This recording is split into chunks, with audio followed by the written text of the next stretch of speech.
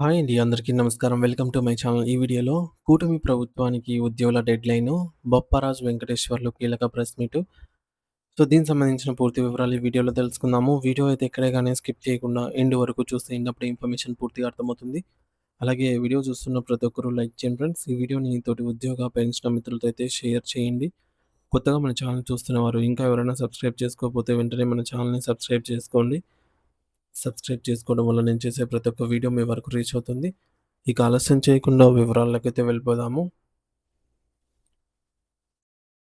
Friends ఇక విషయానికొచ్చినట్లయితే ఆంధ్రప్రదేశ్‌లో ప్రభుత్వ ఉద్యోగుల సమస్యలు ఇప్పుడు ఒక అగ్నిపర్వతంలాగా మారుతూ ఉన్నాయి. అమరావతి జేఏసీ నేత అయినటువంటి బొప్పరాజు వెంకటేశ్వర్లు గారు ప్రభుత్వంపై పోరాటానికి సిద్ధం అవుతూ ఒక బలమైన హెచ్చరికను అయితే జారీ చేశారండి. గత కొద్ది రోజులుగా ఉద్యోగ వర్గాల్లో నెలకొన్నటువంటి అశాంతిని మనం గమనిస్తే, వారు కేవలం మాటలతో కాకుండా చేతలతో తమ నిరసన చూపించాలని నిర్ణయించుకున్నట్టు మనకర్థమవుతుంది. దీనికోసం 13 మంది సభ్యులతో కూడినటువంటి ఒక ప్రత్యేక కమిటీని ఏర్పాటు చేయటం జరిగింది. ఈ కమిటీ రాష్ట్ర వ్యాప్తంగా ఉన్న వివిధ ఉద్యోగ సంఘాలను ఏకం చేసి, దశల వారీగా ఉద్యమాన్ని ముందుకు తీసుకెళ్లే బాధ్యతనైతే తీసుకుంది. ప్రభుత్వం గతంలో ఇచ్చిన హామీలను తుంగలో తొక్కిందని, తమను కేవలం ఓటు బ్యాంకుగా చూసి ఇప్పుడు విస్మరిస్తోందని ఉద్యోగులు తీవ్ర ఆవేదన వ్యక్తం చేస్తున్నారు. ఉద్యోగులు ఎదుర్కొంటున్న సమస్యలు ప్రధానంగా 2 రకాలుగా విభజించవచ్చు. అందులో ఒకటి ఆర్థిక పరమైనవి, 2 ఆర్థికేతరమైనవి. ప్రభుత్వం కేవలం ఆర్థిక భారం లేనటువంటి కొన్ని చిన్న చిన్న పనులకు అంటే ఆర్థికేతర అంశాలను ఆహ్, చూస్తూ అసలైన సమస్యలైనటువంటి జీతభత్యాలు మరియు బకాయిలను పట్టించుకోవటం లేదని ఉద్యోగ సంఘాలు ఆరోపిస్తున్నాయి. మరి ప్రతి ఉద్యోగికి తన శ్రమకు తగ్గ ప్రతిఫలం సకాలంలో అందటం అనేది ప్రాథమిక హక్కు. కానీ కూటమి ప్రభుత్వం వచ్చిన తర్వాత పరిస్థితి మరింత దిగజారిందని వారు భావిస్తూ ఉన్నారు. గత ప్రభుత్వ హయాంలో రివర్స్ పీఆర్సీ వల్ల జరిగిన నష్టాన్ని ఈ ప్రభుత్వం పూడుస్తుందని ఆశించిన ఉద్యోగులకు ఇప్పుడు నిరాశ ఎదురవుతోంది. ముఖ్యంగా ఐఆర్ లేదా మధ్యంతర భృతి అనేది దశాబ్దాలుగా వస్తున్న ఒక ఆచారం. కొత్త పీఆర్సీ అమల్లోకి రావడానికి సమయం పడుతుంది కాబట్టి, ఆలోపు ఉద్యోగులకు ఉపశమనం కల్పించడానికి ప్రభుత్వం ఐఆర్ ప్రకటిస్తుంది.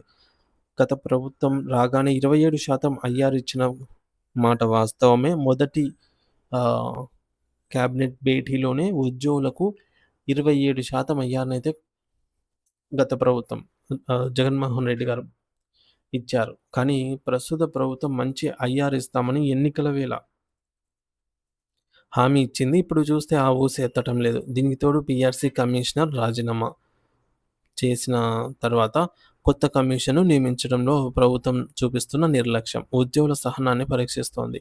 రూపాయి ఖర్చు లేని ఈ నియామకాన్ని కూడా వాయిదా వేయటం అంటే ప్రభుత్వం ఉద్యోగుల పట్ల ఎంత బాధ్యతారహితంగా ఉందో అర్థమవుతోంది అని జెప్పేసి బొప్పరాజు గారు వివరించారు. మరి పక్క రాష్ట్రమైనటువంటి తెలంగాణతో పోల్చుకుంటే ఆంధ్రప్రదేశ్‌లో ఉద్యోగులు చాలా వెనుకబడి ఉన్నారు. తెలంగాణలో ఉద్యోగులు గత 4 సంవత్సరాలుగా 5% ఐఆర్ పొందుతూ ఉన్నారనమాట. కానీ ఏపీలో మాత్రం ఒక్క రూపాయి గూడా ఐఆర్ అనేది రావటం లేదు. దీనివల్ల ఏపీలో ప్రతి ఉద్యోగి సంవత్సరానికి లక్షలాది రూపాయలు నష్టపోతున్నారు వారి వారి బేసిక్ పేని బట్టి. అంటే పొరుగు రాష్ట్రంలో ఉన్నటువంటి తోటి ఉద్యోగికి వస్తున్న ఆర్థిక వెసులుబాటు కూడా ఇక్కడ లేకపోవడం వల్ల వారిలో తీవ్రమైన అసంతృప్తి నెలకొంది. అలాగే కరువు భత్యం అయినటువంటి డీఏ అనేది ధరల పెరుగుదలకు అనుగుణంగా ప్రభుత్వం ఇచ్చే సదుపాయం. కేంద్ర ప్రభుత్వం 6 నెలలకు ఒకసారి డీఏ పెంచుతూ ఉంటే రాష్ట్రంలో ఇప్పటికే 4 డీఏలు పెండింగ్‌లో ఉన్నాయి. వచ్చే నెలతో ఐదో డీఏ కూడా తోడవుతుంది. ధరలు ఆకాశాన్ని తాకుతున్న ఈ రోజుల్లో రావాల్సిన డీఏలు రాకపోతే సామాన్య ఉద్యోగికి తన కుటుంబాన్ని ఎలా పోషించుకోగలడు అనేది పెద్ద ప్రశ్న. అయితే ప్రభుత్వం ఆర్థికేతర అంశాల్లో సహకరిస్తుందని చెప్పడం కేవలం కంటి తుడుపు చర్య మాత్రమేనని ఉద్యోగులు అంటూ ఉన్నారు. ఉదాహరణకు ఆర్టీసీలో 5,000 మందికి పదోన్నతులు ఇవ్వటం లేదా మహిళా ఉద్యోగుల యొక్క చైల్డ్ కేర్ లీవ్స్ నిబంధనలు మార్చడం. అంటే ఎప్పుడైనా వాడుకోవచ్చు, లిమిట్ లేదు. అలాగా ఇటువంటి ఆర్థికేతర కొద్దిమందికి మాత్రమే లభిస్తాయి ఇవి. అంటే వీటి వల్ల రాష్ట్రంలోని ప్రతి ఒక్క ఉద్యోగ పెన్షనర్‌కి ఉపయోగం ఉండదు కదా! కానీ అందరికీ ఉపయోగపడేలాగా పీఆర్సీ అయితేనేమి, డీఏ అయితేనేమి పెండింగ్ బకాయిలు వంటివి రాష్ట్ర వ్యాప్తంగా ఉన్న లక్షలాది మందికి ఉద్యోగ పెన్షనర్స్ జీవితాలతో ముడిపడి ఉండే అంశం కాబట్టి ముఖ్యంగా రిటైర్ అవుతున్న ఉద్యోగుల పరిస్థితి మరీ దారుణంగా ఉంది. పీఆర్సీ అనేది సకాలంలో సెటిల్ కాకపోవడం వల్ల వారి గ్రాట్యుటీ అలాగే ఎర్న్డ్ లీవ్స్ లెక్కింపుల్లో భారీ తేడాలొస్తున్నాయి. తద్వారా వారు తమ జీవితకాలం కష్టార్జితాన్ని కోల్పోతూ ఉన్నారు. సో, ముఖ్యమంత్రి చంద్రబాబు నాయుడు గారు రాష్ట్ర ఆర్థిక పరిస్థితి బాగోలేదని, సంక్షేమ పథకాలకు ప్రాధాన్యత ఇస్తున్నామని చెప్తున్నారు కానీ, ఉద్యోగులు దీన్ని ఒప్పుకోవటం లేదు. సంక్షేమ పథకాలు ఇచ్చుకోండి, కానీ పనిచేసే వారికి కూలీ ఇవ్వకపోవడం ఏమిటి అని వారు నిలదీస్తున్నారు. ఉద్యోగులను ప్రభుత్వం ఒక భారంగా భావించడం మానుకోవాలని, వారు లేకపోతే ప్రభుత్వ పాలన మరియు పథకాలు ప్రజల్లోకి వెళ్ళవని గుర్తు చేస్తున్నారు. ప్రభుత్వం తన బాధ్యతను మర్చిపోయి ఉద్యోగుల కుటుంబాలను ఆర్థికంగా చితికిపోయేలాగా చేస్తూ పారదర్శకత లేని పాలన సాగిస్తోందని ఆగ్రహం వ్యక్తం చేస్తూ ఉన్నారు. అమరావతి జేఏసీ ఆధ్వర్యంలో ఇప్పుడు రాష్ట్ర వ్యాప్తంగా ఉద్యమ సెగ మొదలైంది. ఇప్పటికీ 8 జిల్లాల్లోని జిల్లా కార్యవర్గ సమావేశాలు జరిగాయి. ఉద్యోగులు భారీ ఎత్తున పోరాటానికి సిద్ధమవుతున్నారు. ప్రభుత్వం చర్చలకు పిలిచి పీఆర్సీ కమిషన్ నియామకం, ఐఆర్ వంటి మరియు పెండింగ్ బకాయిల చెల్లింపులపై స్పష్టమైన హామీ ఇవ్వకపోతే మున్ముందు పెద్ద ఎత్తున నిరసనలు తప్పవని చెప్పేసి కూడా వాళ్ళు హెచ్చరిక జారీ చేస్తున్నారు. సో, ప్రభుత్వం పట్ల గతంలో ఉన్న నమ్మకం ఇప్పుడు నిరసనగా మారుతోందని, ఇది రాబోయే రోజుల్లో రాజకీయంగా కూడా పెద్ద ప్రభావం చూపే అవకాశం అయితే ఉన్నట్టు తెలుస్తోంది. సో, మొత్తానికి చర్చించిన అంశాలేంటంటే, ఐఆర్ ప్రకటనలో జాప్యం ఎందుకు? దశాబ్దాలుగా ఆచారంగా వస్తున్నటువంటి మధ్యంతర వృత్తిని ప్రభుత్వం ఇంకా ప్రకటించలేదు. దీనివల్ల ఉద్యోగులు భారీగా నష్టపోతున్నారు. అలాగే రెండోది పీఆర్సీ కమిషన్ నియామకం. కొత్త పీఆర్సీ ప్రక్రియను ప్రారంభించడానికి కావాల్సిన కమిషన్‌ను నియమించడంలో ప్రభుత్వం నిర్లక్ష్యం చేస్తోంది ఎందుకు? మరి మూడోది డీఏ బకాయిలు. ఇప్పటికే 4 డీఏలయితే పెండింగ్‌లో ఉన్నాయి.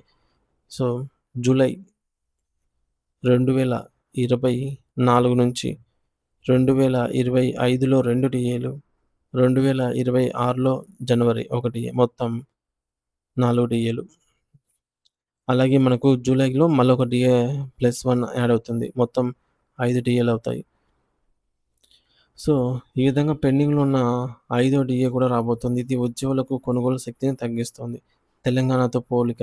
పొరుగు రాష్ట్రమైనటువంటి తెలంగాణ ఉద్యోగులకు కనీసం 5% అన్నా ఐఆర్ ఇస్తూ ఉంటే, ఏపీలో ఉద్యోగులకు మాత్రం ఆర్థికంగా వెనుకపడిపోతూ ఉన్నారు. రిటైర్మెంట్ ప్రయోజనాలలో నష్టం. పీఆర్సీ సెటిల్ కాకపోవడం, దీనివల్ల పదవీ విరమణ చేసేవారు గ్రాట్యుటీ మరియు ఇతర బెనిఫిట్స్ రూపంలో లక్షలాది రూపాయలు నష్టపోతున్నారు.